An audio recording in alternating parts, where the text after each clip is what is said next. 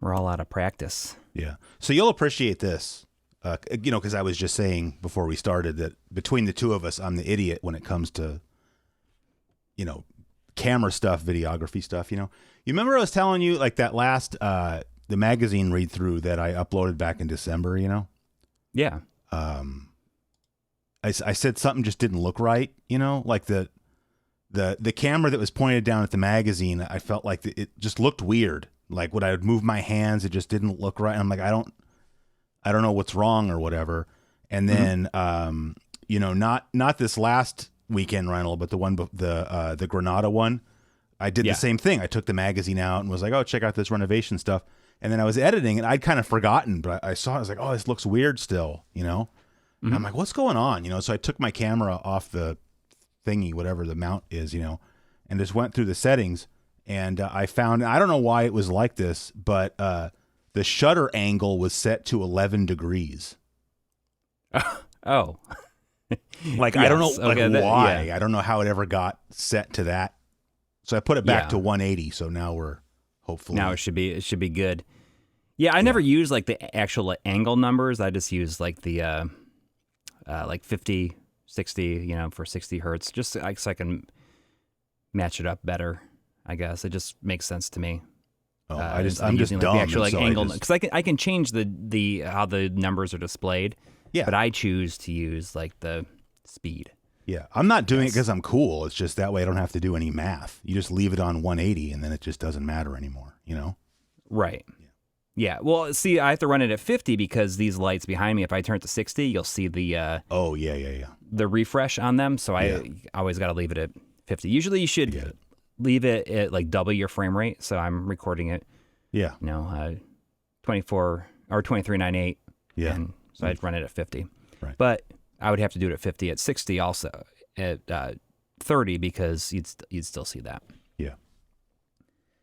That's that's the kind of thing the politicians didn't think about when they outlawed incandescent bulbs. Think about the YouTubers. Yeah. What do you hate worse? YouTuber or content creator? I hate them both, but I don't know. I really hate them both too. When I did this video on the NAS that we have, I said content creator in with a derisive tone. Oh, good. And people were like, "What's the problem with using that term?" People like I don't know. It's true. Yeah, and it's what we do. I feel like it. I don't know. It's just used for everything now, and just like pumping out content. Yes, is like maybe not what I like to think that I do. Like there's certain things that I make that I feel like, oh, that's content. That's not like taking something from deep down and making something out of it. Yeah. But I don't know. I just feel like it just sounds like it cheapens it a little bit. But I'm not going to sit here like I'm, some amazing person doing like highbrow stuff only. I don't know. It's just something about the term that it makes me think of like a conveyor belt of yes. Trash. But I've also seen people who make YouTube videos like describe themselves as filmmakers, and I'm like, well, that's a little far in the other direction. Steven Spielberg's a filmmaker. I think I don't like YouTuber because it's tuning. It turns YouTube into a verb, right? Like if I'm a YouTuber, that suggests that I'm going to go home and YouTube. So that's why I don't like. I just say I make YouTube videos. Yes, me too. Done. Yes. Yeah. So I've like a bin of games that I pulled off my shelf that is just stuff that I don't really have any interest in keeping around, and a lot of it's just like duplicates of things that I don't like want to keep. And I get a lot of joy in just like giving stuff to people, like in person if I can. You're like Santa, yeah. So back in December or whatever, whenever my neighbors got that hot tub and they took out, and the person who installed it like took out our mailbox. Right. Like I had gotten to talking to them a bit, and they have a couple of dogs. I see them out every once in a while. And they were out walking the dog the other day, and I'm like, hey, you know, like, I know you guys are like in the games and stuff. I got like a bin if you want to come down here and like, or go into my house and like look through and take anything that you want. And they're like, oh, well, after we get done with the dog walk, we'll come over. Like, I didn't want it to be like creepy or weird, like come into my house. I'm already creeped out. Yeah. I was like, I can bring the stuff up here if it makes you more comfortable. Like if a guy that shaves his head invites me down into his basement, that's a hard no for me. You think so? Even if like they have like a child that's clearly there, sitting there with them, and also a because I'd be more like, dog. where did you get that kid? Whose kid is that? Well, I mean, we just got into like I spent a while talking to them when they took out my mailbox, right? I'm just kidding. And I was like, I can bring it up here if it makes you more comfortable. Oh, that's nice. Fine. You offered that. That's good. Yeah. Because, you know, if I don't want it to seem like weird or anything. And when they're like, oh, we'll come in and check it out. And when they're coming down the stairs, they're like, oh, because last time I gave them a Blu-ray, the M2 documentary Blu-ray, I was like, here's, you know, like what I've, like some of the things I've like made. They're like, oh, when you said that you did like YouTube, you were being very modest. I didn't realize that it was like as big as it is. And that's like one of my favorite things, like not to like really say anything about it. Yeah. And then if people want to check it out, they're like, oh, actually, like this is kind of like a real thing. Yeah. So they went through and took a whole bunch of stuff, and nice. It's cool. Like it's just like nice to hand that stuff off to people that I think will appreciate it more than I will. Especially when it's stuff that I already have like in another format or something. There's no reason that I need to have 2 copies, a PlayStation 5 copy and a Switch version of like Doki Doki Literature Club, because I got one of them on clearance for like $5. Yeah, I'll just keep that Switch version because it's not a game that is like demanding the power of the PlayStation 4. Yeah, and I'll just like give the other one away. You know. Yeah. Maybe it's like worth more now, but I don't really care. Like I just would rather, especially if it is, especially in person. Yeah. You know, as a way to, you know, make friends, I guess. And they started like asking about a lot of stuff. And I'm very much in this position where I don't have a lot of opportunities to talk about this kind of stuff like in person. Oh yeah, people. Same here, yeah. So anytime that I have that opportunity, I don't know if I come off as like starved for conversations, like, oh, check this out. Yeah. Or like, you know, blah, blah, blah. I maybe talk a bit too much about it. Yeah. And I'm like, I'm sorry, like I don't really have a chance to talk about this stuff because, you know, my wife has no interest in it. And it feels as though as time continues to progress, she has like a negative amount of interest to like talk about, like just doesn't even want like you mean like talking interest. About like what you're working on your show, or just talking about like a video game? Well, I don't think she's watched any like episodes of the show. I mean, she says, oh, you know, I'll share it or whatever, but I don't think she's watched it in 8 years probably. Yeah. And I don't blame her. I wouldn't like, you know, if it's something that I was like not interested in at all. Yeah. Just having this opportunity to talk to somebody about it in person and kind of say like, oh, check this out, who might not know about certain things also, and be able to say like, check this out, you know, like this is, so I had like an extra, not an extra, but I have this other bin of stuff of just like different video things. And, you know, I have like my RetroTink 2X in there, and, you know, Mike sent one of the RetroTink, like the minis a long time ago. It's just the composite, it's just like a little thing. And I've never really used it, but they were talking about like, oh, I got my PlayStation 1 and I've like tried plugging it into the TV and it's just like whatever. I'm like, well, here, take this. Yeah. It's not going to be like the most amazing thing that you could do with it, but it's going to certainly be an improvement. And like I'm just like happy to give stuff to people who would be like fascinated by it and excited to use it for something. For real. That's funny because that's actually what I did with my RetroTink 2X. Oh yeah. Well, because I took it down there to Armadillo Music, 207 F Street in downtown Davis, and gave it to Nick because he was. We were talking about GameCube, and like they still have their GameCube, him and his girlfriend. And, I had asked him like, oh, well, how are you, playing? He's like, well, we tried, same thing you just said, like, well, we tried plugging it into our TV, but yeah. And I just told him, I'm like, dude, like next time I come in here. So I brought him the 2X, and then I had those, that component cable that. The Prism, right? Yeah. Cause I'm not, I'm not into it. So I gave him both. I explained to him because I don't know which version of GameCube he has. I'm like, as long as you have the digital out, you can use this thing. So, right. And I just told him, I said, if not, then you just use composite cables, or you can go buy a S-video cable on eBay or something. So yeah, and if it's not something that they even want, then like they can give it away to somebody else. Right. Yeah. Don't give it back to me. That's the exact wrong thing to do. But anybody else is fine. The only, sometimes I'll keep stuff around because I wonder, like, oh, maybe I'll need this for something on the show, but I know that Try has all this stuff too. So yeah, well, plus, I have the other RetroTink 2X, right? Like the multi or whatever that came out. Right. So I kept that. I don't need two. I have, Exactly. Yeah. Exactly. And it's just, for people that don't follow this stuff, like something like that might be something that gets them interested in it. Like, oh, this actually looks really good. Because the thing that my neighbor said to me was like, I tried plugging it in. I don't know if it's just like, the eyes of like my youth made it like look better than I remembered it, And I'm like, no, you're absolutely right. So like the old TV technology makes it look good. And here's something you can use to at least get something out of it.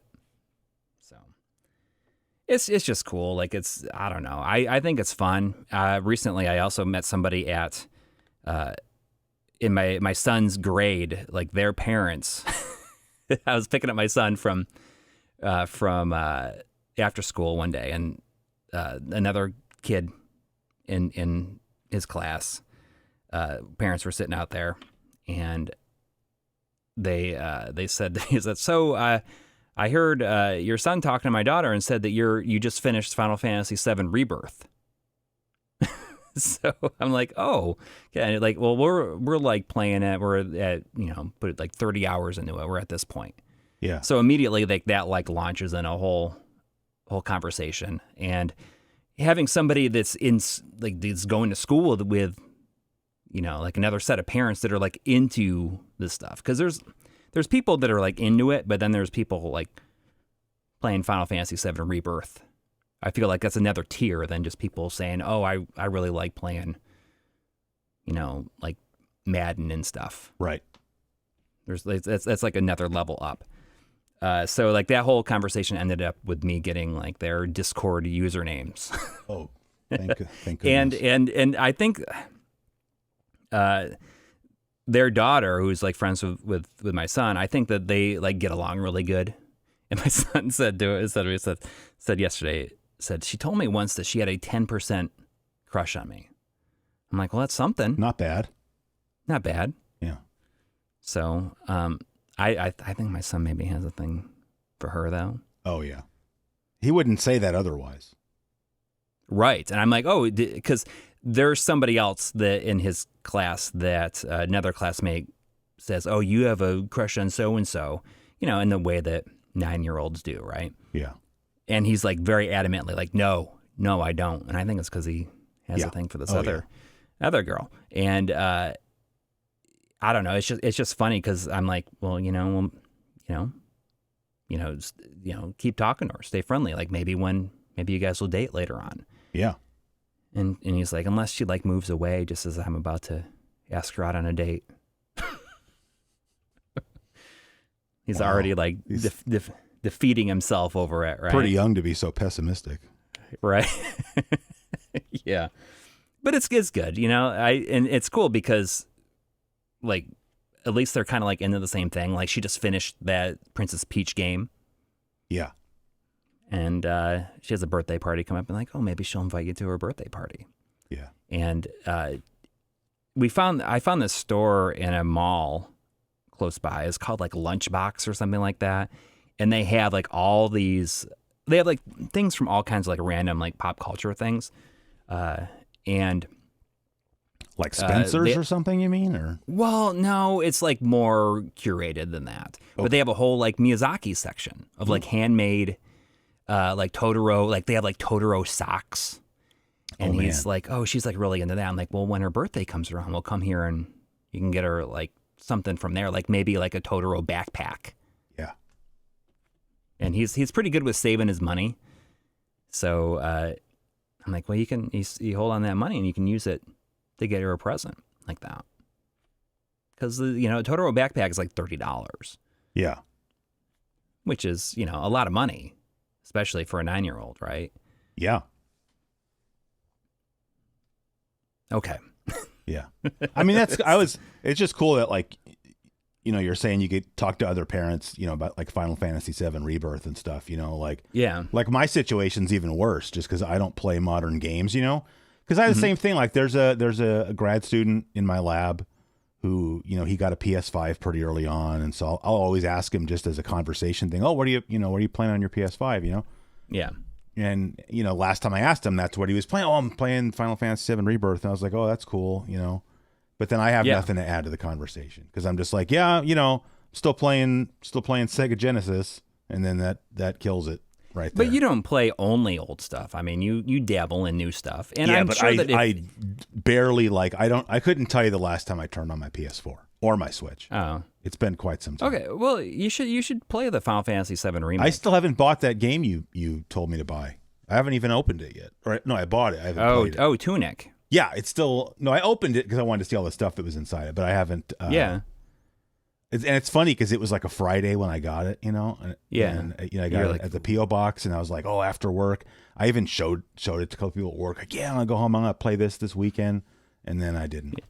Then you didn't. That's okay, though. That's okay. I recently saw something else that I thought that you might like, but I cannot remember for the life of me what it is. It's just like, dude, like right now on my desk, I got the Mega SG. Right next to it, I got the Analog Duo, which I now no longer hate now that it's jailbroken. And it's like, what else do you need? Yeah, it's true. It's true. What else do you need? I just got my pocket adapters today. I missed out on the first batch, and I got the the Lynx and the TurboGrafx and Neo Geo Pocket adapters. Yeah. And I tried one out, played a little Steel Talons on the Lynx, and I'm like, man, this game sucks. I just can't. I don't know. Like I love the I mean, I've probably said this before. I love the Pocket for playing Game Boy and Game Boy Color games, but I really just have no interest in playing anything else on it. Really, like I have like to me, like because I have that Anbernic 405 that you sent me. Mm-hmm. Like I would just way rather play other stuff on that. Yeah. But for playing Game Boy and Game Boy Color games, like handheld anyway, like nothing even comes close to the Analog Pocket.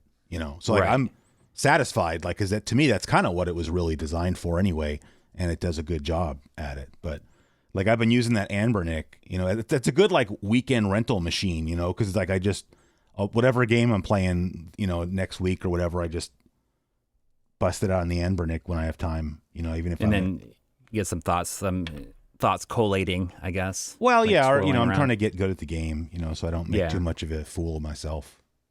No, it makes sense. It makes sense. I mean, that's kind of what I use my Pocket for a little bit right now, but it's true. Like the Anbernic, like that's perfect for it. It's a bigger screen, isn't it? Because it's like a 4:3 screen, so it takes up the entire real estate of the screen, and instead of being letterbox or whatever, and yeah. But it's fine. I I don't hate it. It's totally fine, I get sent so many of those Anbernic things. Like I gave you that one. Yeah. I was getting them like they were like showing up in my house after I did that one video on it. Right. Yeah. They're showing up in my house. Sometimes like 2 of them in the same box. Wow. And eventually, like I just started using them, like giving them as presents. Yeah. Why not? So I gave one to like my nephew for his birthday. Yeah. I gave one to like the guy cleaning my my air ducts one time. And then they stopped showing up at my house. Oh, no. And then almost without like skipping a beat, they just started showing up at the P.O. box. Oh, wow. from somebody else. Oh. So like the Anbernic gravy train continues to the point where like now I have, birthdays and Christmases. I gave my neighbors one. Yeah, why not? And I think it's a problem because they are clearly just making too many of them. Not so, too many, like they're not producing too many. They just like too many models. They have there's like new ones coming out like every 3 or 4 months. And it creates consumer confusion.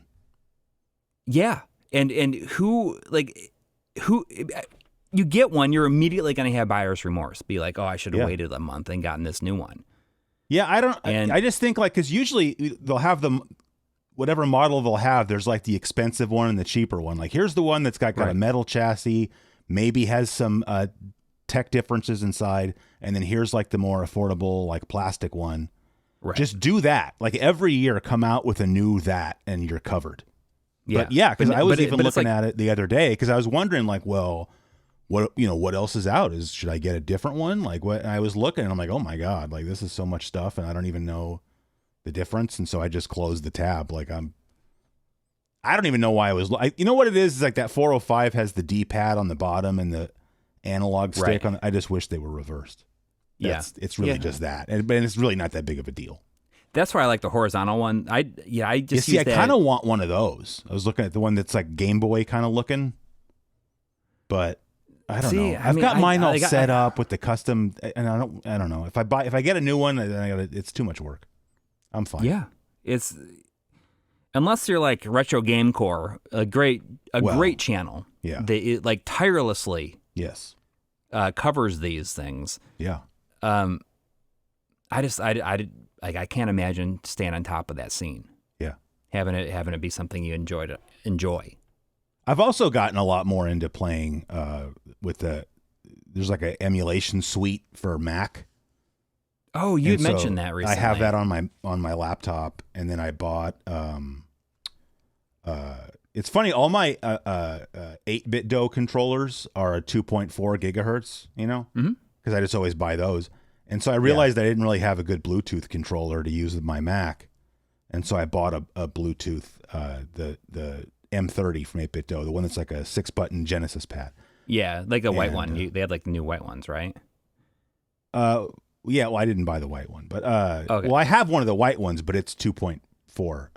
I got it. But I bought just a regular black one, but Bluetooth, so I could use it with my OpenMU on my Mac, and because that way, like because my wife sits up at like the dining room table a lot and works on paperworky stuff, and that way, like I can go sit at the table with her, and I just have my MacBook, and I'm just playing.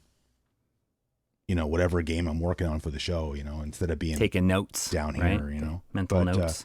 I mean, you didn't reply because you've been like a hermit lately, but I posted that little video clip in our group chat with Greg. Mm-hmm. Like the capture. I did not look at the. Oh, that's fine. But so just to explain it, then, so it's just I have my MacBook, and I can have a game.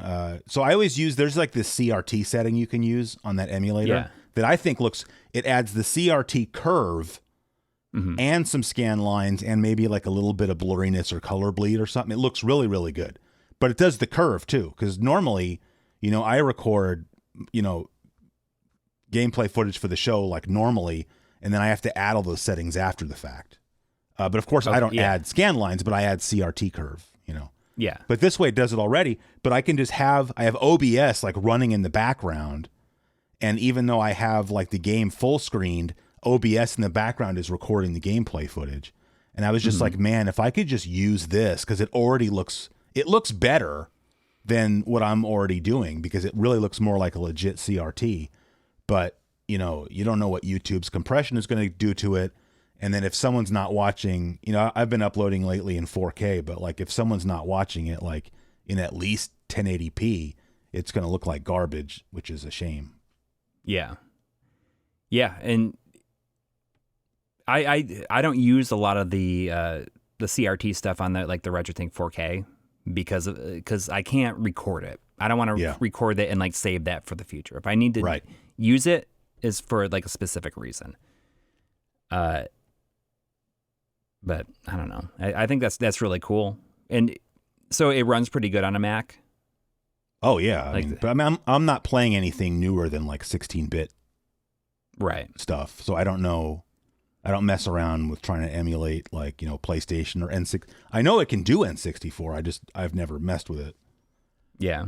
Well, I've been thinking about going Mac for. I don't know if I had mentioned this to you before. If this is if this predates our little break there. I don't know if we want to talk about it. I definitely don't remember ever talking about this. So okay, so I've been having a hard time with 4K 60 video. I've had to make proxies and render out each part of a video in segments. I between ad breaks or whatever, 10 minutes or something like that. I render those out as a ProRes. And I just am getting even though this computer is very beefy, it just is starting to feel a little long in the tooth. It's 6 years old, almost 7, and I think that I started researching and then getting new building a new system. But the more I started thinking about it, I was well, what if I just continued to use this for, streaming, and I don't have to change anything with this. I can use it for streaming, capture, and if I'm not using my Ninja, which is what I use most of the time now for capture. But what if I got a Mac just for editing? Yeah. And I could just use one of those the KVM switches, and I could have this computer on one monitor and then my editing on a Mac on another monitor. Yeah, you can just buy what are those called? Mac Studios, I think. Yeah, well, it's a Mac Mini, but it's twice the size. They're super expensive. Okay, I don't know anything about that. Oh, they're they can be real expensive. But I was thinking about doing that. Yeah. When it's time, putting back a portion of what I earn off of YouTube every month, and then eventually just buying one, right? Yeah. And I think that sounds what I'm going to do. It just sounds a lot easier, and from what I understand, those things just completely chew up and have no problem with any of the stuff that I'm working with. I mean, all I can say is, I edit. I have an iMac that I bought for editing. It was the last iMac they made that still had Intel processors in it, and I got the most beefarino one you could get. And I've never had a problem with that. That runs great. But then after that, I needed a new laptop, and so I bought a MacBook Pro laptop, and that has their in-house CPU in it, the M1. I think now they have M2s or whatever. I have an M1. Well, there's M3 out. Oh, okay. Well, I didn't know about that. But I remember when they came out with those M1s and people were saying oh my God, these are because I guess they made them, they're tailor-made for their own hardware. I don't know if that's got something to do with it, but they're they ridiculously got a GPU fast. on the chip and stuff. Like I said, I'm doing my show in 4K now. I record this, off the cameras in 4K. The gameplay footage obviously is not in 4K, but it could be. And then everything's rendered out in 4K, and I'm doing all that literally on just a laptop, and it chews it up and spits it out like nothing. Yeah. That is the life that I desire. It was that last weekend rental was an hour-long video, and it rendered it very fast. And probably when you're editing it is not dropping any frames or anything. Oh God, playing no. everything back. Absolutely not. See, and that's my whole thing. I will drop frames like crazy, and this is, and my computer is no slouch. It's the first generation, the top of the line first generation Threadripper, which isn't great for creative stuff, but I got a GeForce RTX 3070 Ti in here. Yeah. And it's not horrible. Yeah, it seems like it should be able to do what you're trying to do. Yeah. Yeah. Yeah. And I don't know if there's certain things slowing it down, or if it's just tired. If it's got bags under its eyes like me. Yeah. Big time. big time bags under these eyes. I didn't even think it was a problem. You were saying, "Oh, you got bags under your eyes. What's going on?" Well, I'm just showing concern for a friend. It's not. Yeah, no, I appreciate that. I don't know. I just feel like, look at me. I feel like I'm very refreshed. Yeah. Everything that's been going on for me in the last 3 months, I think, has been an improvement overall. Yeah. And then I haven't seen you in a while. It's like, we started the call and I'm like, whoa. Really? Yeah. Oh, great. So do something. I've been going to bed early. I go to bed. How's your quality of sleep? I feel as though my quality of sleep is decent, but I don't know if it goes back to, I think it was Sunday into Monday. If I wake up like after a certain time, like if it's like after 4 a.m., yeah, like I ain't going back to sleep. Yep. Like I just can't. Saying. Yep. And I woke up at 3:45, and my dog threw up on the bed. Yeah, because you were feeding the dog rotisserie chicken, though. Yeah, but it was just like, it was from the inside, and you said, "Oh, I was like giving her little bits off it." It was a fair question. Like they put onion powder on rotisserie chickens. That's poison for dogs. Okay, well, I did not know that. All right, you can't give dogs onions, and that includes onion powder. I'm just saying that could be why your dog puked. I'm not a veterinarian, obviously. Yeah, but it's not like I was giving her the skin or anything. It was just like from deep within its breast. Yeah, I guess. Yeah. And she threw up, and I woke up. I'm like, man, like I just can't. I just like laid there for a little bit, and then I'm like, I'm just gonna get up and make some coffee. Yeah. And it just like screwed me up all day.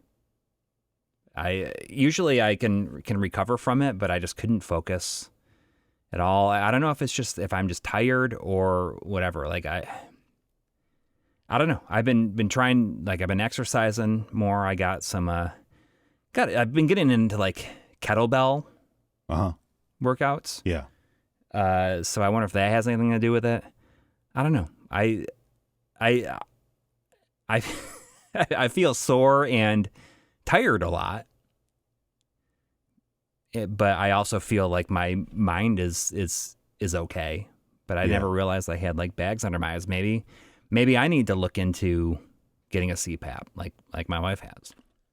Oh, I don't know. I mean, I don't think you and I have the same situation, but I mean, for me, because what you're describing, I was going through the same problem. I'd wake up a lot during the night, and if it was like, same thing you're saying, if I woke up and it was like 4 or after, there's a pretty good chance I'm just up now.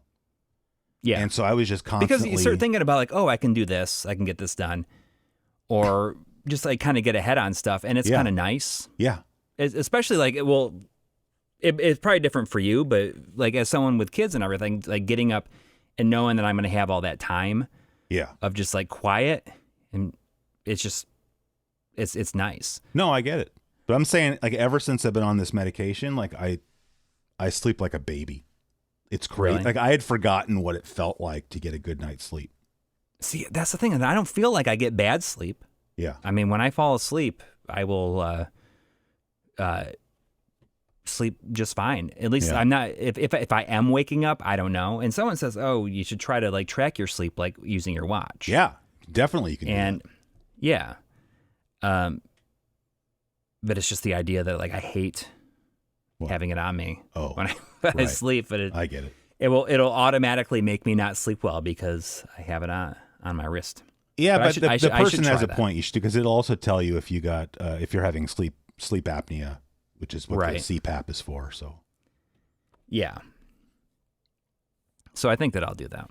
Yeah. But it is, I got to say, it's like it's good to be back doing this. It's just good to have that outlet of somebody like to talk to.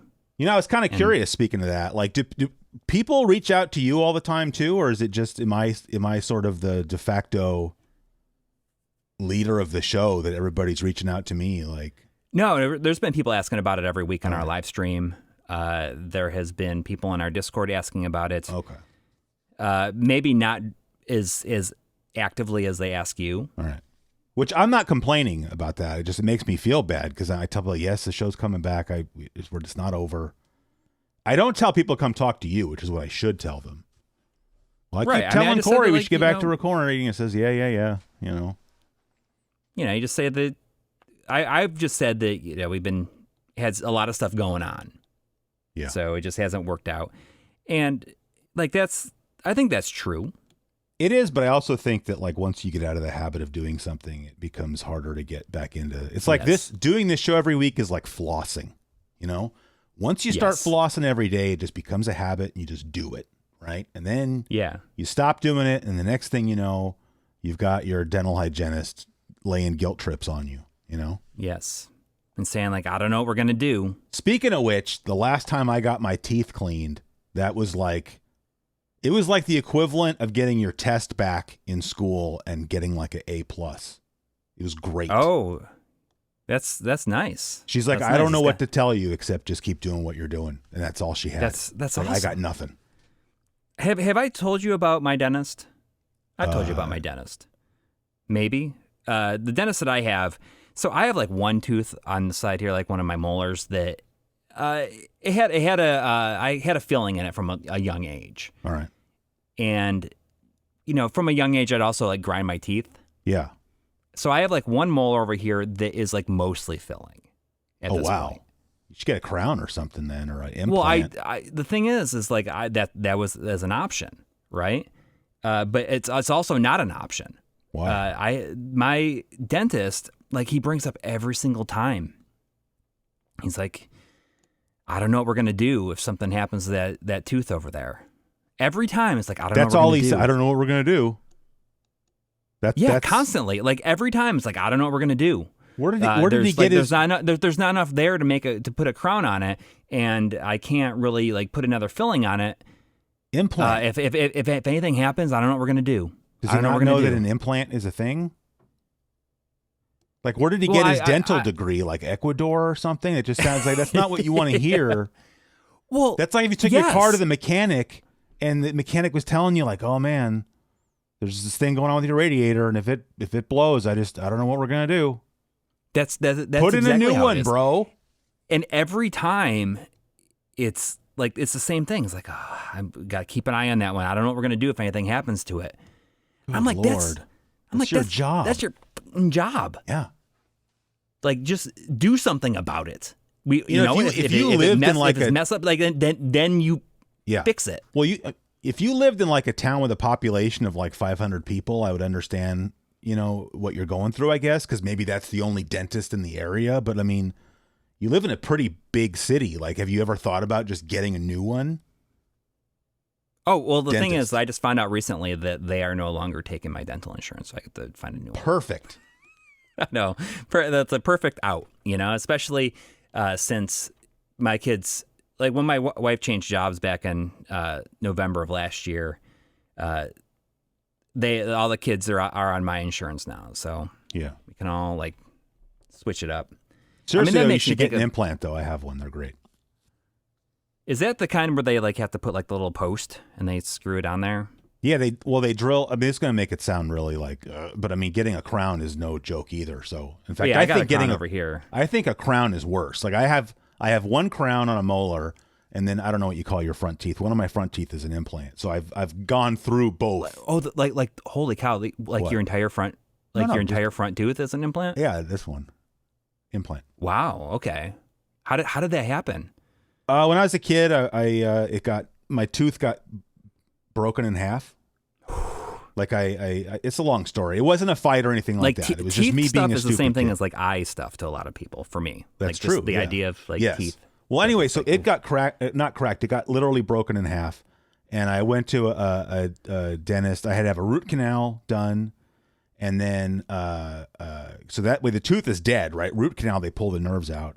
And then they just like shoved a post up into my jaw and then like basically like built a new tooth around that. And I had that for like years, but it was never, I guess, supposed to be a permanent solution. And that whole tooth and the gums under it were like in real bad shape. And so I went to like a dentist. I had to go to like an oral surgeon, and they just pulled the entire thing out. And then, like, long story short, they drill a hole up into your jaw. And they put like a metal socket in there that's threaded on the inside. Right. That's my wife has one way in the back. Yeah. And so then they pack the hole with like bone chips and stuff, and you have to let that. Then they sew your gum up because it has to heal. Yeah. And then when it's ready, they cut your gums back open again, and they screw like a thing into that socket, and then basically put a crown. Like it's a metal thing they screw in there, and they put a crown on top of it that's like custom made for you so that it matches and everything. And that's like permanent. It's really nice. Nice. Yeah. Yeah. I mean, that's probably what I'll end up having to do. And it's like, but it's expensive. It can be expensive. Well, yes. Now, generally, those are covered by insurance. When I got mine done, it wasn't, which sucked. But so we had to pay for that. Which really sucks because now my insurance covers implants. So, thanks for nothing. But I mean, whatever. It was. It needed to be done. So, I guess speaking of eye stuff. Oh yeah. I see you're not wearing your glasses. Right. I mean, it's funny because there's certain things that have come up on the live stream, but then I forget. Like I've been intentionally holding certain things back from you so that we could talk about it on here. Oh, good. And I mentioned this like a little while back on the live stream, but so I got the touch up on one eye. Yeah. Done. And it's like it's been great. Like things have been. Like it is much better than it was. And the combination of the two, like I can do pretty well without glasses. And I don't really need them, but I will wear them like in certain situations, you know, if certain things are too bright or something like that. But the entire experience of having that touch up done was like worse than on one eye was like worse than the entire experience of getting it done in the That's right. You said that to me, but you wouldn't give me any details because you were waiting for this. You literally just said this was worse, and then that's it. So what? It was a lot worse. Like how? What happened? I mean, it's funny to me now, but in the moment, they had made it seem like it was going to be a lot easier. Like, oh, you don't even have to like, they don't have to like cut the flap open or anything like that. Like they thought like you'd just be kind of like in and out. I was in and out, but it was like not the case. They, before I knew what was happening, they had prepped me for it. And I went in there and they're like, okay, you got to put your face in here. It's like one of those things, right? Where you're looking through like the eye stuff. You know, when you go to the eye doctor, you have to put your face in that thing, right? Yeah.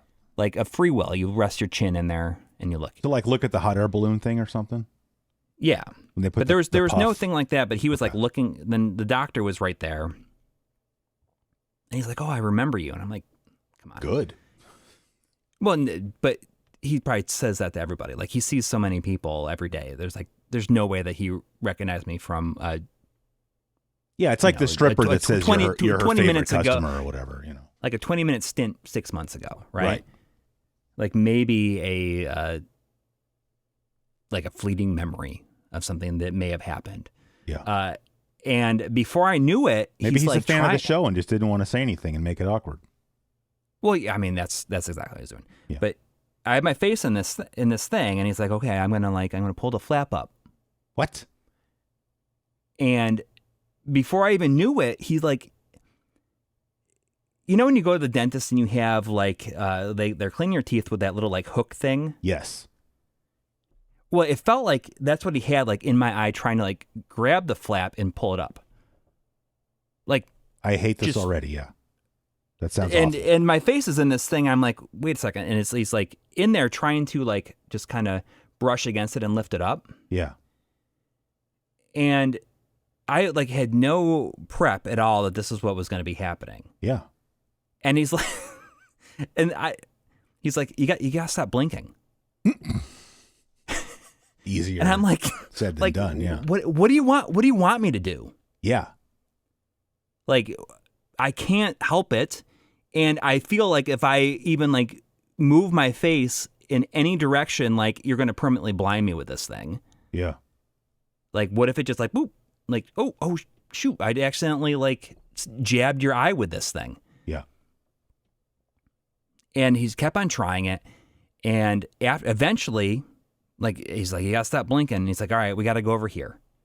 He had to like lay me down and like put a thing on my eye to hold it up, right? Like or Clockwork Orange.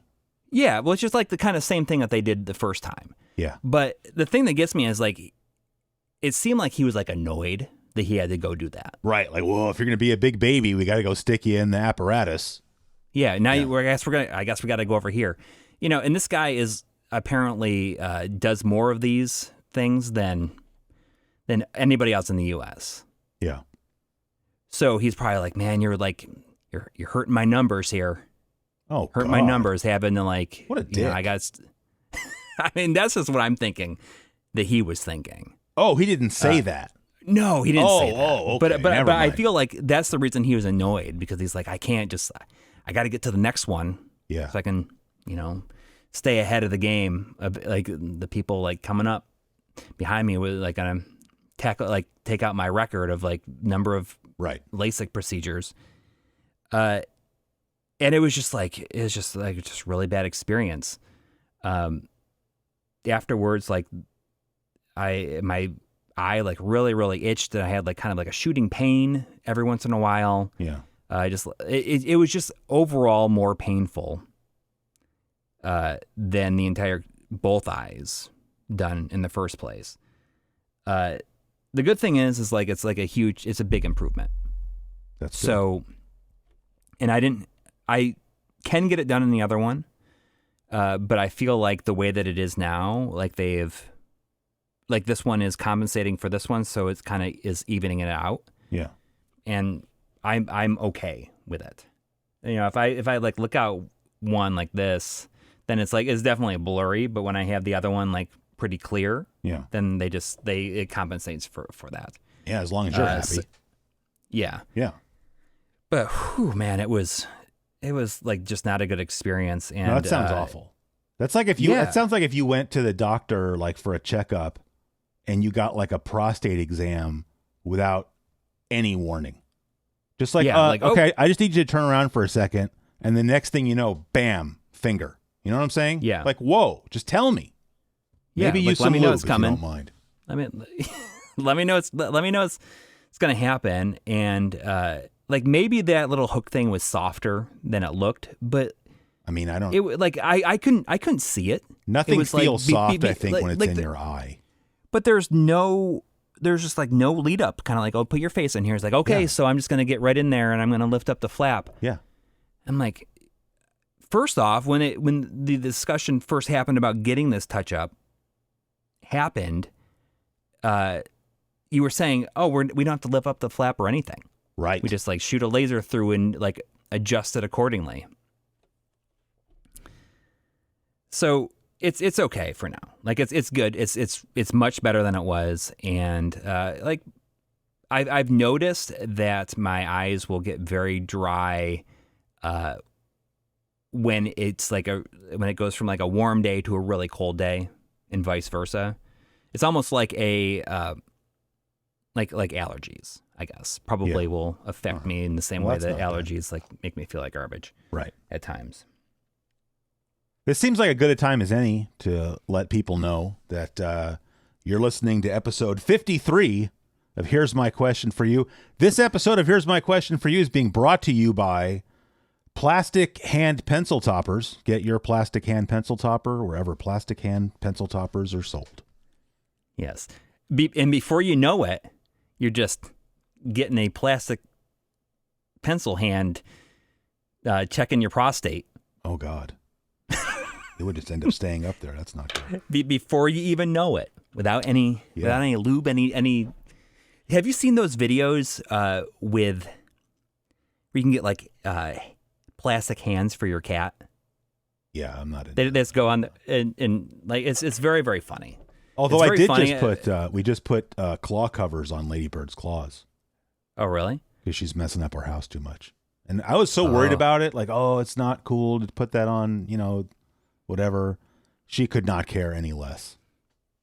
Yeah, it's too bad they're not doesn't even plastic hand claw covers. That would be, well, yes and no. Like Ladybird is a good example of why it's a good thing that most animals don't have opposable thumbs, because it's really the only thing stopping her from taken over the world, I think. Like, it's like living with her is like living with a raccoon, you know, except really? Thank God she can't grab things easily. We'd have problems. Yeah. She's ridiculous. You pull the whole place apart. Right.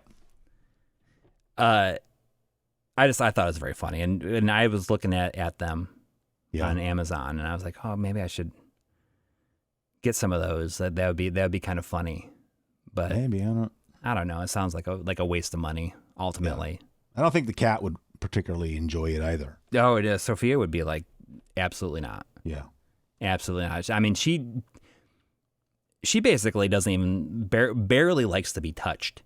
Yeah. Period. Yeah. And the thing, I'm sure this is like, it's just like a cat thing. And with her specifically, it annoys me so much because she will come in the room and start meowing like wants you to like pet her, and then you go over to pet her and she like pulls far away just out of your reach. Yeah. Every time. It's like, don't touch me. I just want you to know that.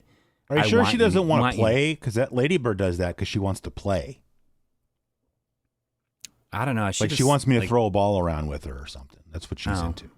I don't know. Sophia's just like old. She really wants to go outside, though. I think she wants to go out, and we're like nervous about letting her out. Before we got her, she was an outside cat. She was a rescue. Oh yeah, and she definitely feels jealous of Nellie going outside. Like she like stands by the door. Sometimes she'll go out if we have like not closed the door all the way. She'll go out and like sit on the porch. But I don't know. I think that we've thought about like letting her just kind of go and seeing what she gets into. Yeah. She'd probably be okay. But I don't know. I feel like even though she was an outdoor cat at one point, these years of not being one has like softened her up too much. I get it. Like she still thinks she can handle it, but she probably can't. Right. Especially around here. There's this there's this big black cat that is like the neighbors, like the next street down. It's their cat, but this cat is like enormous. He's this big black cat. He looks like a panther. His name is Frankie. And he's just like out and about all the time, and like he like owns the entire neighborhood. Yeah, that's a problem because those cats get real territorial, you know, and they'll. Yeah. Oh yeah. Yeah. But my son loves them because my cat won't let my son pet her because I don't know. It's just like some PTSD of like him being really small and like making big movements toward her. So she's like always afraid of him. But Frank will just like be like, hey. Yeah. And I always, you know, you got a cat named Frankie. You got to talk to him like in a Brooklyn accent. Oh, definitely. Yeah. 100% of the time. What's up there, Frank?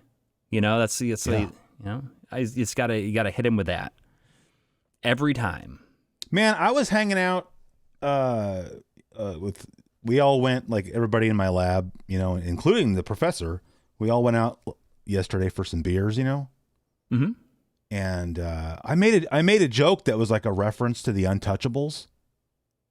And like literally nobody there had seen the Untouchables.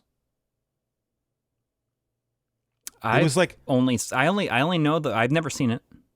I've never seen it. I know the scene, like the baby carriage scene.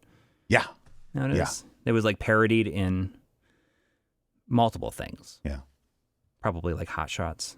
Hot Shots, I think. I said something about oh, it's just like a wop to bring a snake to a mongoose fight.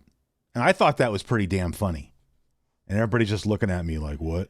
And then I have to explain the joke with Sean Connery, just like a wop to bring a knife to a gunfight. And they're like, I don't know what you're talking about. Can I go home? I didn't even want to come to this thing in the first place. Well, I mean, they probably thought like your use of, you know, certain terms, like what is he talking about? Is he like secretly like not like a? Yeah, but I'm allowed because my family's from Italy. I'm allowed to say wop. You're not. See. Okay. Right. Okay. I didn't know that. Like I didn't even know what it relates to or whatever. I just know that I don't know. Yeah. Hey, so you're like, so you're like, I'm leaving. No, did you flip the table and walk away? I should have. Ridiculous. Yeah. Hey, so I didn't know about these things. My wife told me about because they use them at work, and then I got her one for her desk here at home. You probably because you're into like organization kind of stuff. We got these things that it's like a little wire basket sort of thing that like clamps to the back of your desk and hangs underneath it. Oh, and then it's like a cable organizer. So I've got like a power strip in the little basket, and then all my, power cords go into that, and then they're all sort of like wrapped up, So I got everything off the floor under my desk. It's great. Just in time, because you don't want it flooding down there too. Like that's well, if it's probably. I got bigger problems if it ever floods down here, but yeah, don't even say that kind of stuff. Yeah, well, I mean, I said the same thing. Yeah. Like if we've had a lot of rain here. Like it's been really, really crazy actually. And I've ever dry waterproofing like behind my walls, like from the previous owners, and it's been great. Although I think the amount of rain combined with the poor construction of our retaining wall that's like between like on the edge of our property going into like the neighbor's property. Yeah. It's been like coming apart. Like the bricks in it are like pulling apart. And we thought it's because like there's like some trees and stuff in it. Like maybe the roots were getting down there too much and pulling everything apart. I don't remember where I'm going with this, but there wasn't many flooding. And I thought that like the rain was hurting that. But now we're pulling these trees out and we're thinking about what we need to do about this retaining wall. Yeah. Because we don't want it to like collapse into the neighbor's lawn. But, the neighbors, like when it rains, like as the retaining wall has been like pulling apart, now it looks like there's like streams of piss just like shooting out of it. Oh, that's not good. Like just like in different places, like into the neighbor's yard. And it's been like this since before we lived here. Yeah.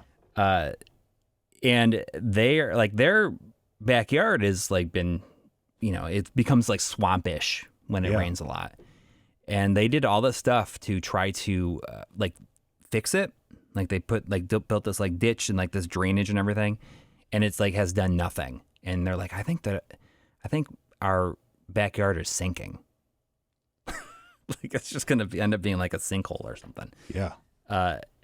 But the idea of replacing this retaining wall is terrifying to me because that is so expensive. Oh yeah, I would imagine. Yeah. So we are pulling the trees out and then we're going to try to fix it ourselves because these trees are just like they're just like ugly bushes and everything like that. We'll just pull it out and my wife will put like flowers around it. It'll be nice. Yeah. But we're like, oh, if we have to replace this, like that's like years down the road. Hopefully it lasts long enough to do that. So another hang on a second. What?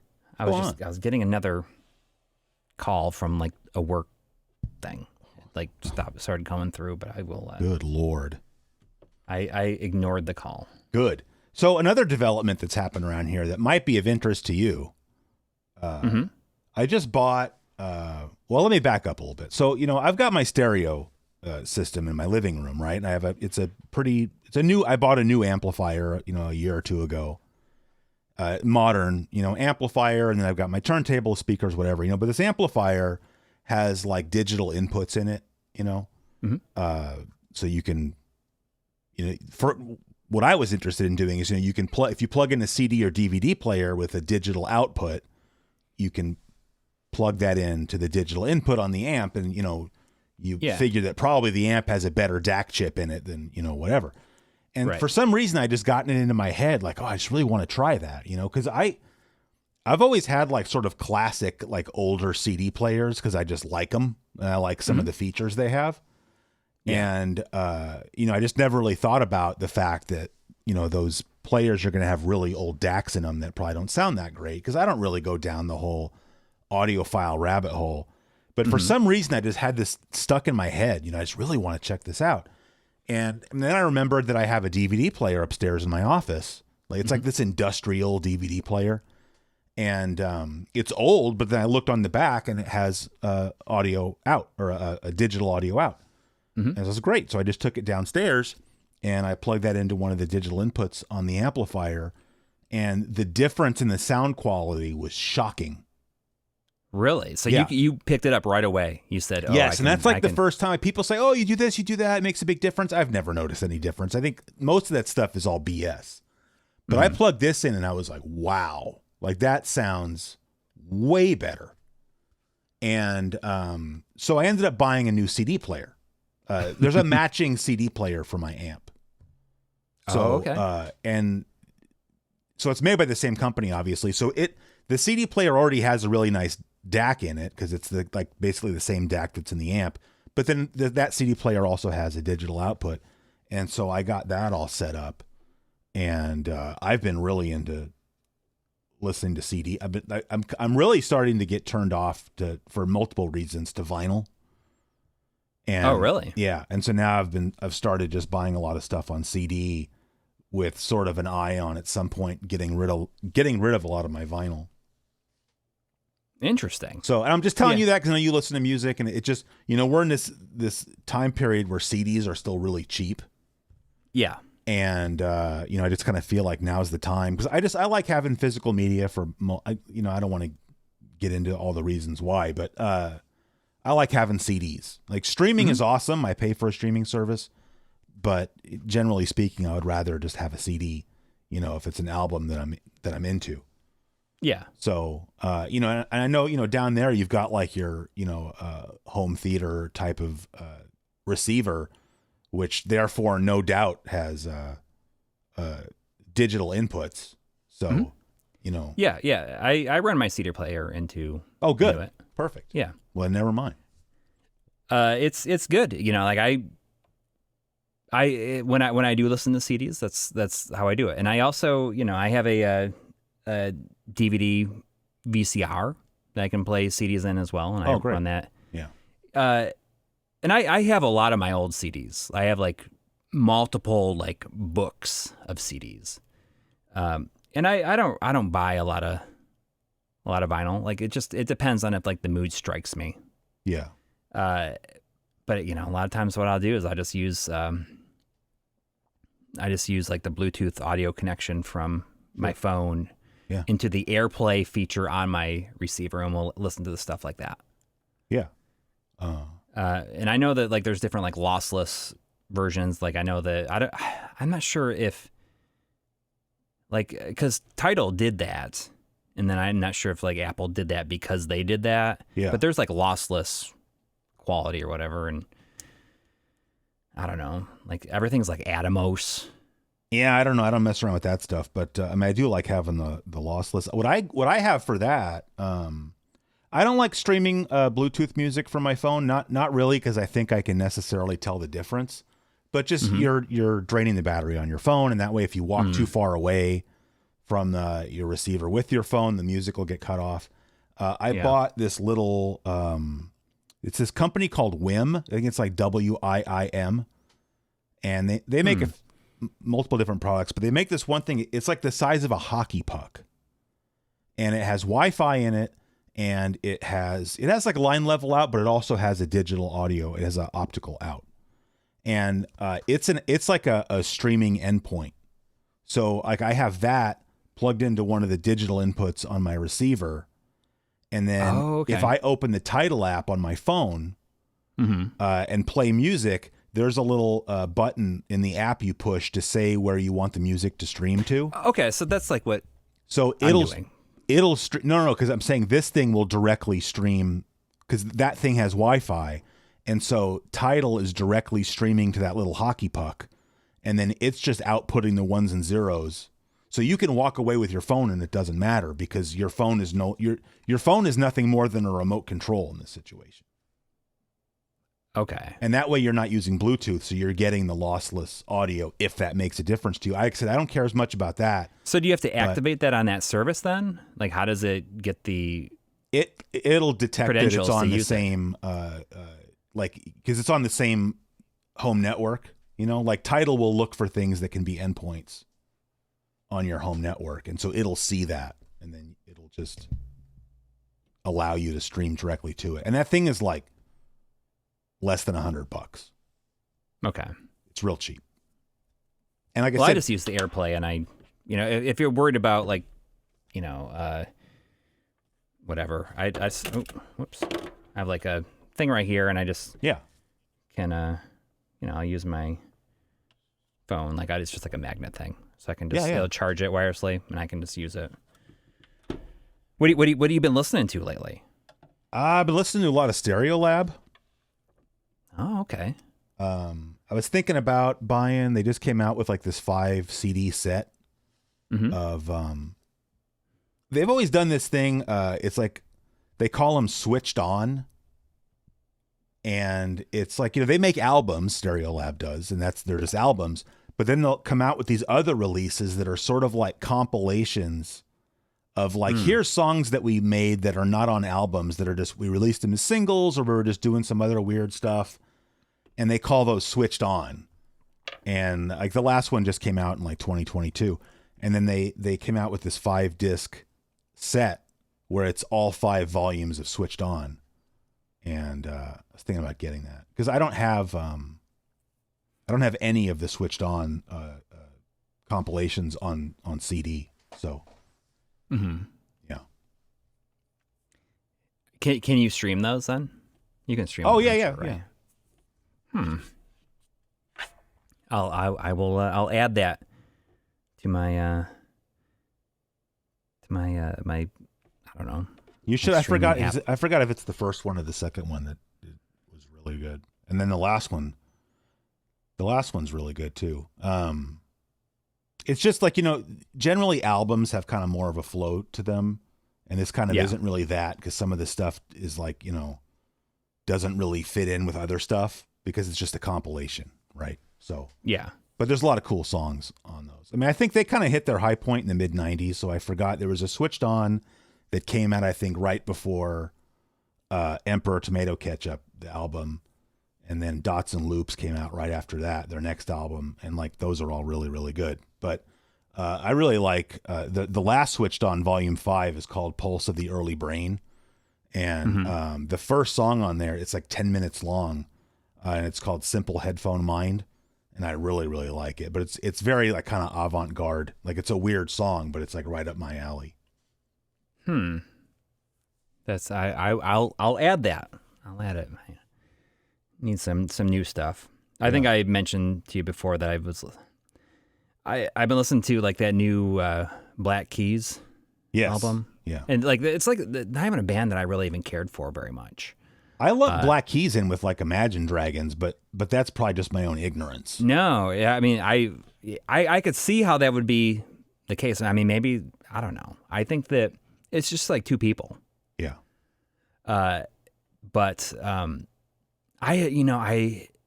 had like I've heard their stuff like before. It just didn't really do anything for me. Yeah. And one time I was just like scrolling through different like reels on Instagram, and I saw one from them, and it's just kind of a goofy thing. Like their new album has like kind of a bowling alley theme to it. Yeah, I looked at the cover art. It's cool cover art. Yeah, and like there's like they were doing these social media things where it was just like these two girls are working at this bowling alley, and they're just like there to bowl. Yeah, and there's like different like vignettes, and they're very funny. They're from Akron, Ohio. The Black Keys are. Yes. Oh, all right. So I've been to Akron twice. Yeah, well, there you go. I have to go again. I'm going to go to that deli. I go at the beginning of next month. Diamond Deli, downtown Akron. Yep, I'm gonna go back again. And they're like wearing a shirt that says Black Keys, Akron, Ohio. Yeah. And he's like, oh, like. That's a nice shirt. Do you listen to them? And it's like, no, this is my dad's shirt. Ooh. Like, oh, you must have he must have an old dad. He's like, no, he's like 45. And they're like, I'm 45. It's just very funny. Yeah. And there's one time where they say all these like different like words. The specific sequence of words one of them says is whoa, what's in your hands? A pen. All right. I thought you were getting your phone out, and I was gonna. No. I was not. I was just gonna pen. All right. She says Gyatt, Skibidi, Rizzler. All right. Which is like a number of different terms. Like I had to explain this to try like over the. You're gonna have to explain it to me too, because I have no idea. Well, just like I mean, they're different like words that are like kids use these days. Like I'm sure you've heard like Riz, right? Well, like Riz is like what kids say is like charisma. Like, oh, they got Riz. Oh, all right, got it. It's like I got a lot of charisma. Gyatt is. I had to ask my daughter about this one. It means big butt. Oh wow! It's all right. Gyatt, I believe. And from the various things that I've read, it may or may not always have to be spelled in all caps. Okay. Well, that would make sense if it's a big butt. Yeah. Yeah. And like Skibidi, I don't know. I think that's a reference to like the Skibidi toilet. Whatever. That's like it's a bunch of memes. Okay. And I don't know. It's just very funny. Like you gotta excuse my language because she said like here we go. Gyatt, Skibidi, Rizzler, and it just like cuts to the guy. He's like, "What the fuck did you just say?" Oh wow. He's like, "Did you just understand any of that?" And he's like, I don't know. It's just very very funny. I will send them to you after this. And I enjoyed their mannerisms in these videos so much that I'm like, I'm gonna like give them another shot. Like they got this new album out. I'm gonna like listen to it, and it's like pretty good. Yeah, it's pretty good. Anyways, I've been listening to that. Yeah, and it's kind of a good. Some of the songs were co-written by Noel Gallagher. Uh-huh. So there's like some of that in there. It's good. It's good. So I remember this is something I wanted to tell you about. This was kind of related to the CD player thing. So, now I'm all into now I'm Mr. CDs for a while, I guess. So I drove over to Berkeley one day because they have like a really good record store but when I say a record store, I mean they sell tons of CDs too. Actually, they probably sell more CDs than vinyl, which for me right now is great. And I kind of have I maintain a list on my phone in the Notes app of CDs that I'm looking for, right? So if I ever go to a store, I don't have to try to remember. I can just pull my phone out and I'm looking for this stuff, right? And I'm telling you this because it's going to upset you. I'm just going to warn you right now. So one of the things that I've been looking for, which is interesting because I bought it on eBay about a year ago, but it showed up and it was in real bad condition. But I bought a whole stack of CDs from somebody, and it was like the only one that was problematic, and it was very cheap, and so I didn't say anything to the seller. I was like, whatever. But it was the soundtrack to Life Aquatic with Steve Zissou. Okay, that's got a Sigur Rós song on there. Probably. Well, so I mostly wanted it because Mark Mothersbaugh wrote a lot of the the originals. The original songs on there are Mark, and I just love Mark Mothersbaugh. The guy's a genius. And also I believe from Akron, Ohio. So there you go. Okay, I think that's where all the Devo guys are from. Maybe I assume. I believe they all met at Kent State. Anyway, but anyway, so right, like what I feel like it's the best scene in the movie. Is when everybody's in that little submarine and they go down there and they finally find the leopard shark or whatever. Was it leopard shark? What was it? I don't know. Yeah. I think it's a leopard shark, but that's the Sigur Rós song. Right. And that's when they're like, oh, are we going to kill it? And Steve Zissou says no, but he says like, I wonder if he remembers me. Like it's a beautiful scene, and it has that Sigur Rós song playing during the scene. Yeah. So guess what song is not on the soundtrack? That song. How? That's the song that's playing during sort of the ultimate scene of the movie, and then you're not going to put it on the soundtrack? What the hell? That song might be on that Sigur Rós mini disc I gave you. I hope so. I'm gonna go check. It may not be though. Now that I'm thinking about it, but I could always send it back to you and you can add it. That's the beauty of mini discs. Why would they leave that off? I I wonder if they had some sort of. I mean, I can't imagine that a band like Sigur Rós would be like, "Well, you're not paying us enough money," or especially then, right? You think they'd be happy for the exposure, right? Yeah. I'm not saying do it for free, but I don't know. I don't get it. And it's not like it wouldn't have fit in. Like you've got all this weird Mark Mothersbaugh music on there, so like, yeah, whatever. Anyway, I was meaning to tell you that. Mark Mothersbaugh has done a ton of movie soundtrack stuff. Yeah, I would say that at this point in his career, that's probably mostly what he's done. Kind of like Danny Elfman, like people think of Oingo Boingo, but probably most of his musical. I don't think of Oingo Boingo. All right, well, good for you. I mean, I just think of movie Dead soundtracks. Man's Party. It's a great song, from Back to School. Oh man, I haven't seen that movie in forever. That's such a good movie. That was a movie that I probably saw, and I feel as though my mom was probably like, "Oh, close your eyes," when certain things happen. I think. I mean, what's the worst? I mean, there might be some boobs. That's got to be the worst that's thing. Probably in that like at the time. That's why she was singing it. Yeah. Good like movie, there's like different parenting techniques, and I think that I feel like people our age probably had parents like saying close your eyes, like when people are naked in movies. Well, now I just remember that like that's I feel like I've mentioned this before, but I remember my dad had rented Robocop, and he and I were watching that together. And which is funny because of where this happens in the movie, like I had already been completely scarred by the, because there's the scene where at the beginning where Clarence Boddicker and his cronies basically blow off all of blow his hand off. What's Robocop's name? I forgot. His Murphy. Yeah. He blows all.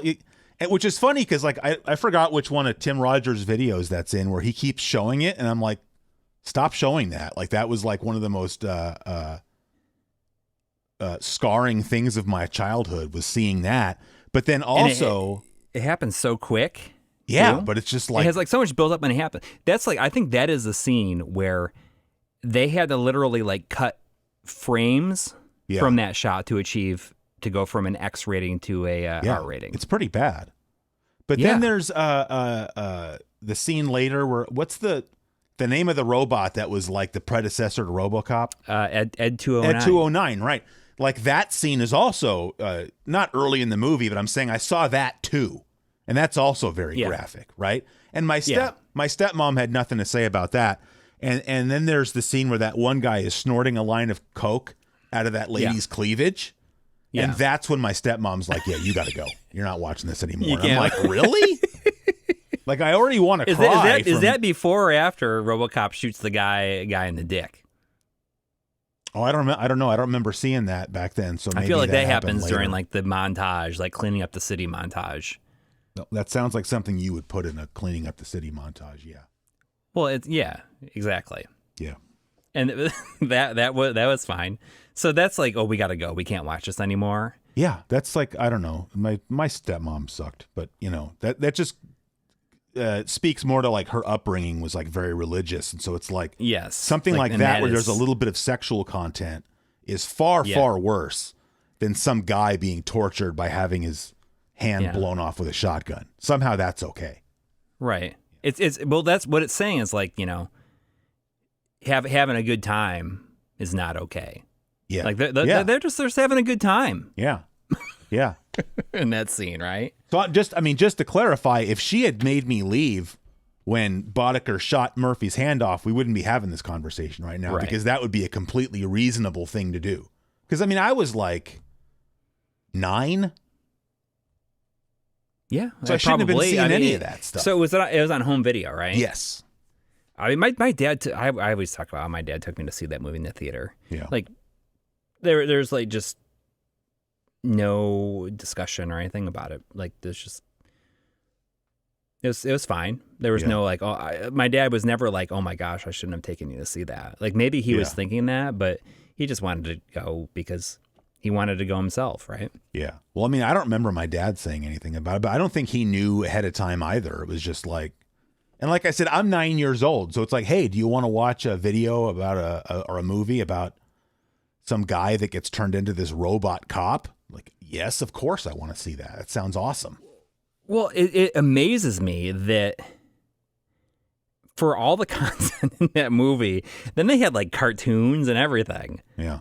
And toys of Robocop. It's just, it's mind blowing to me that. Wasn't there an NES game?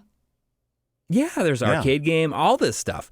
But I just think about like cartoons and everything of this character in this world that's like in this movie that like kids should absolutely not have been watching. I think I said that one time in a magazine read through because there was like an ad for like that Platoon video game for the NES. And I was like, no kid should watch, like Platoon is like a horrible. Yes. Not a horrible movie, but a horrible movie for a kid to see.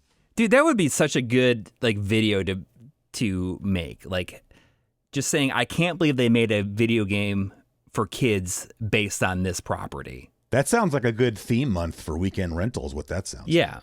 I think that you should go with that because I think that would be very funny just to see what's out there. Yeah. Just anything. Like even something like Darkman. Yeah. You know, it's like, funny. The main thing I remember about Darkman is that there was that guy that had the cigar cutter for cutting the end off of cigars. Yes. And he cut some guy's finger off with it, you know? Mm-hmm. Yeah. I remember that. Yeah. But that's RoboCop, man. So you didn't even get to make it to the part where the guy like gets thrown into the toxic waste and he gets hit by the car and basically turns to liquid. Not during that viewing, no. Yeah.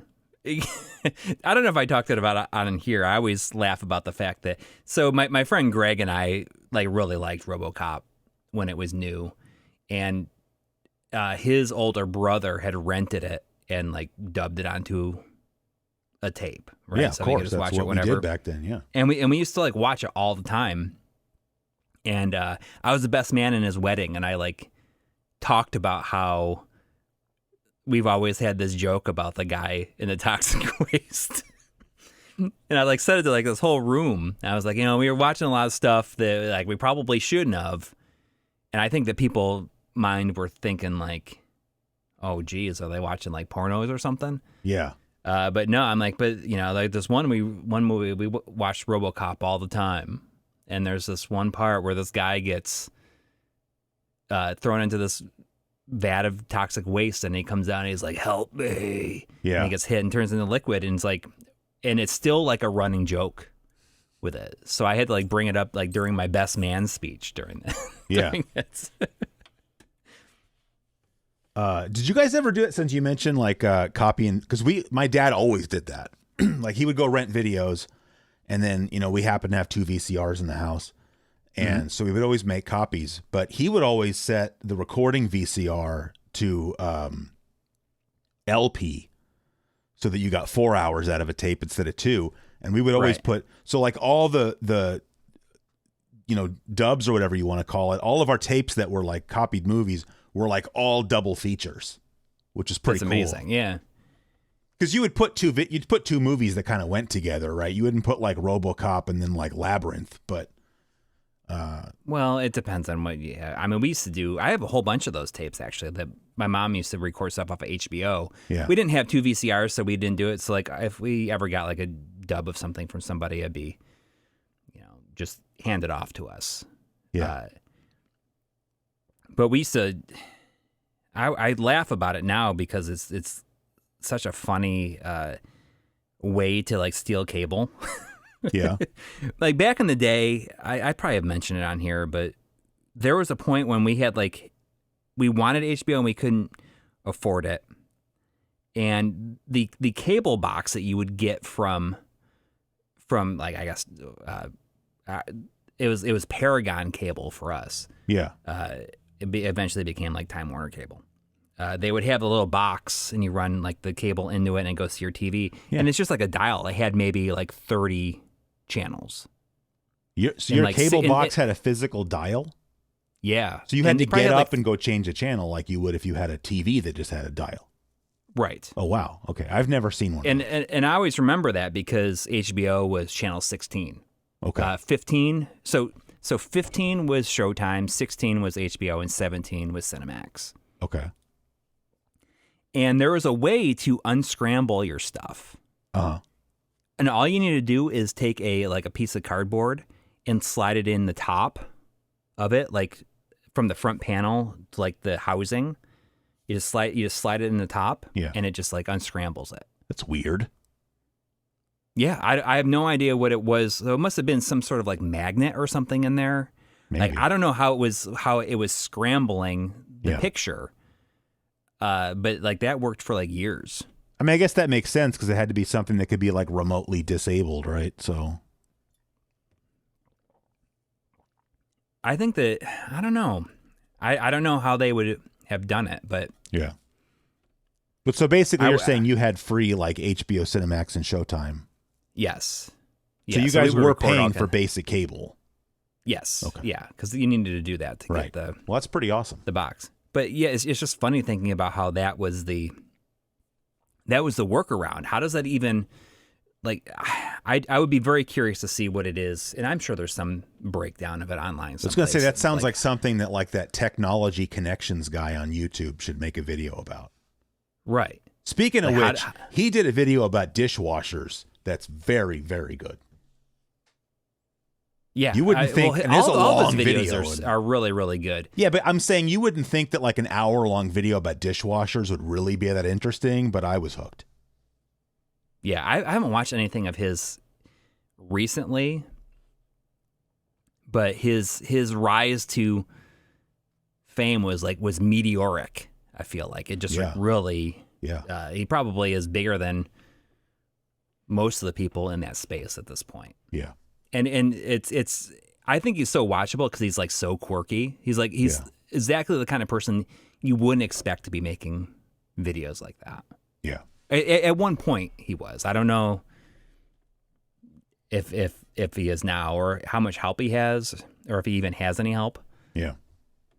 I don't know. But he's definitely a super genius. I remember when we first got basic cable, which must have been later than you because we had a remote and it was all digital. They would have like so we didn't have the, easy unscrambling options, I guess, that you did, but they would do like free weekends, like, HBO's free this weekend as like a preview.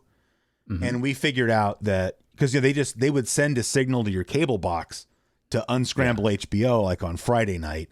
And then sometime overnight on Sunday night, they would send the signal again to re-scramble it. Mm-hmm. And so if you just unplugged your cable box, unplugged the coax on Sunday night before you went to bed, then it wouldn't get the signal to re-scramble it. And okay. So then you'd plug it back in and you bought yourself a few extra days.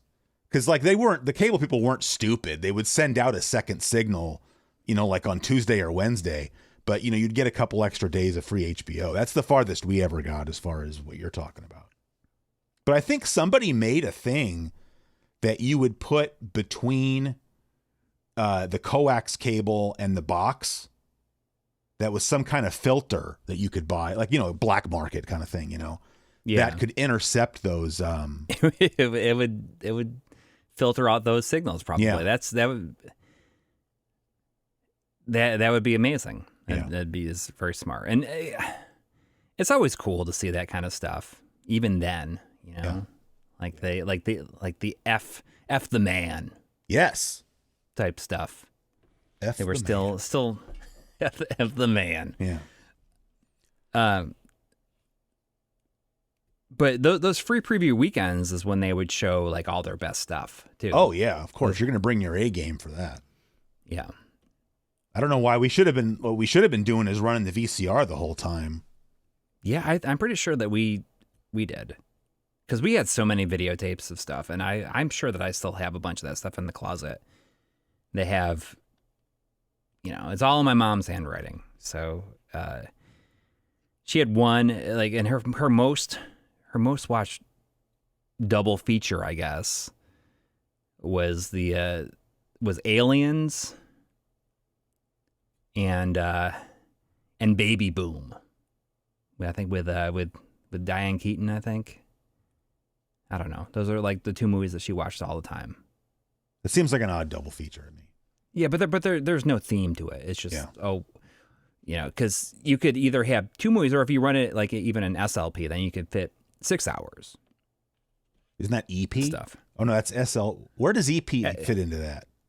Because SP is standard, and then EP is extended. Oh yeah, because isn't SLP like super long? Isn't that what that stands for? Yeah, you can get like 6 hours from a 2-hour tape. Yeah, that's going to be some pretty bad quality. Yeah, it's funny. That reminds me cares? of when I was at that record store over in Berkeley, because they sell like anything. Like if people want to trade stuff in, they'll take it. As far as like if it's media, so they even have like VHS tapes there, and like cassette tapes. And there was some guy walking around, like a fellow customer, walking around browsing, but he had either in his basket or he was carrying it. He had like one of those huge packs of blank VHS tapes that I guess he found on the shelf there. You know, where it was like 8 tapes and the whole thing was still shrink wrapped, you know? So I guess that was a good score for him. I have a whole closet full of stuff. I know. You guys, you should use them, you know? You should get back to making... Well, that's the thing that we had talked about. Remember, like, I had mentioned it at one point about how I thought it'd be cool to do like a... yeah, but I think like, the way you originally described it, I thought it was cool, and then you clarified it, and it kind of made me not as excited about it anymore. Well, I think that like the original way sounds a lot better now. Like the longer I think about it, it's just like a mixtape of like game footage recorded like directly onto the VHS tape, without any commentary. It's like a video game mixtape. Yeah, but that's what I don't think that doesn't sound that fun. What do you think would be? I thought we were making something more like an old school like Game Pro tape or something. Well, that would be fun too. And they have like little like reviews or something like that. Like, that's what I thought we were doing. And then you said, I'd be into that too. I'm not saying that your idea is stupid or anything. I'm just saying I'm not really excited about making. I just thought it would be fun to do like a video game mixtape where, you know, maybe I'll make like a Patreon tier or something like that, where I have like 10, or I make like it's like a quarterly thing. Yeah. Or like maybe one time a year, where it's just like specifically curated and created segments, like on a 2-hour VHS tape. Yeah. People would be into that. Have like, but you know, you only make like 25 of them or 50 of them. Artificial scarcity. Yeah, and you just put it up for people that want to, you know, want that kind of thing. Yeah. I think that would be kind of fun. And not have any kind of preview like once a year or like every quarter or maybe every 6 months. Yeah. Then one of these just get shipped to you. Yeah. And like I don't make any fancy artwork or anything like that. It's just a tape. I thought that would be kind of fun. And that's why I think the original idea where I said, it'd be like a video game mixtape where it's just like segments of games, you know, like on this tape, and that's just kind of what it is. Yeah. Like I think that would be kind of fun. The problem is that getting that onto the tape would be tough because you don't want to like play it live like every time, or like play it like live while you record. Yeah. Without having the ability to like trim anything out or edit it down or anything. Oh no, I figured it would be something you would still edit on a computer, but just edit it in like 480p or something or whatever. And right, but the problem is that going to screw up the, you know, if it's like 240p game footage, is that going to like screw up how it would look? I don't know. I mean, that's the thing. So, here's what you should do. You should go on eBay and find an Amiga video toaster. You know what that is? I do know what it is, and that's something I thought about. Well, the OSSC Pro has an analog video, like it has like the built-in downscaler. Yeah. And has a extra board coming out for it that's like an analog out. Uh-huh. That I could probably do that and run it through. And the other option I've thought about, I don't know if you've seen anything about the Mr. Cast app that has come out recently, I know. where you can send A little bit. Anything from your computer, like over your network, to the Mister, and it will output to a CRT. Yes. And you can choose the resolution. That's the other way I thought about doing it. I could do that right into a VHS, so that things are the correct resolution. Yeah. And that would be kind of cool. So that's all things I've thought about, and I haven't really said anything about it because I was like, oh, I don't want anybody to take that. Right. But you know what? That was like a year ago, and I've done nothing with it. Yeah. It's like so many ideas that I've done nothing with. Yeah. Story of my life. Anyway, it's been an hour and 35 minutes. It has been. So. And people have been listening to episode 53. 53. I got nothing. AKA The Return. Yes. We're back. Well, I think you got to do more than one episode before you can claim that we're back, you know? Yeah. Although I was thinking about this today. Back, this is the second longest amount of time you've ever gone without making an episode. Second longest. Second longest. What was the first longest? From 1977 until 2022. Yeah, I don't know if I'll be able to top that. Yeah. Anyways, see everybody next time. Yeah. And it won't, I promise it won't be as long. Yeah. Like, we'll see if we can get back on that weekly schedule. I think it'd be good. I agree. All right. Bye, everybody.